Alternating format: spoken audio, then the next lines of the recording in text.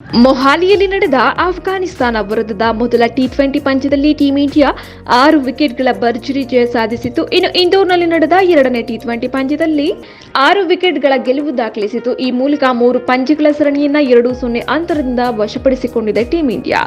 ಭಾರತ ಮತ್ತು ಆಫ್ಘಾನಿಸ್ತಾನ ನಡುವಿನ ಕೊನೆಯ ಪಂದ್ಯವು ಇಂದು ನಡೆಯಲಿದೆ. ಬೆಂಗಳೂರಿನ ಎಂ ಚಿನ್ನಸ್ವಾಮಿ ಸ್ಟೇಡಿಯಂನಲ್ಲಿ ಜರುಗಲಿರುವ ಈ ಪಂದ್ಯದಲ್ಲಿ ಟೀಂ ಇಂಡಿಯಾ ಗೆದ್ದರೆ ನಾಯಕ ರೋಹಿತ್ ಶರ್ಮಾ ಹೆಸರಿಗೆ ಹೊಸ ದಾಖಲೆಗಳು ಸೇರ್ಪಡೆಯಾಗಲಿವೆ. ಅದು ಕೂಡ ಧೋನಿಯನ್ನ ಹಿಂದಿಕ್ಕುವ ಮೂಲಕ ಎಂಬುದು ವಿಶೇಷ. ಅಂದರೆ ಟಿ20 ಕ್ರಿಕೆಟ್ನಲ್ಲಿ ಟೀಂ ಇಂಡಿಯಾವನ್ನು ಅತಿ ಹೆಚ್ಚು ಬಾರಿ ಯಶಸ್ವಿಯಾಗಿ ಮುನ್ನಡೆಸಿರುವ ದಾಖಲೆ ಮಹೇಂದ್ರ ಸಿಂಗ್ ಧೋನಿ ಹೆಸರಿನಲ್ಲಿದೆ.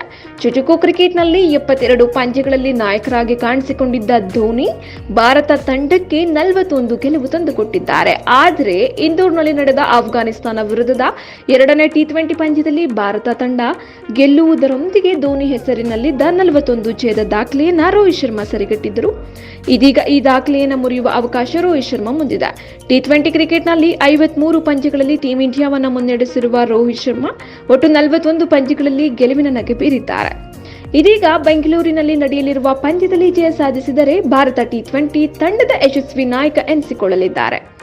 ಅಲ್ಲದೆ ಟಿ20 ಕ್ರಿಕೆಟ್ನ ಯಶಸ್ವಿ ನಾಯಕನಾಗಿರುವ ಇಯಾನ್ ಮೋರ್ಗನ್, ಬಾಬರ್ ಆಜಮ್ ಹಾಗೂ ಅಸ್ಗರ್ ಅಫ್ಘಾನ್ ಅವರ ದಾಖಲೆಗಳನ್ನು ಸರಿಗಟ್ಟಲಿದ್ದಾರೆ ರೋಹಿತ್. ಈ ಮೂವರ ನಾಯಕತ್ವದಲ್ಲಿ ಆಯಾ ತಂಡಗಳು 42 ಪಂದ್ಯಗಳಲ್ಲಿ ಜಯ ಸಾಧಿಸಿದ್ದು ಇದೀಗ ಈ ವಿಶ್ವ ದಾಖಲೆಯನ್ನು ಸರಿಗಟ್ಟುವ ಅವಕಾಶ ಕೂಡ ರೋಹಿತ್ ಶರ್ಮಾ ಮುಂದಿದೆ.